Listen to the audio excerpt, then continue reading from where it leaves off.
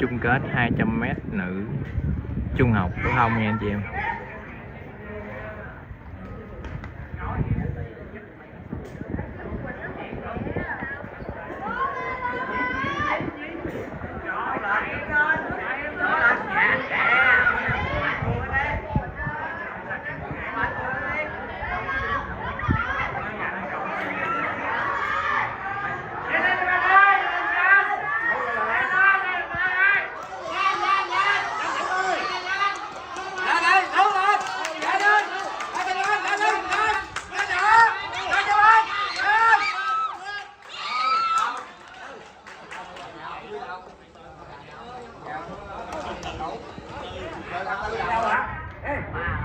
Cái điện tôi đi xuống.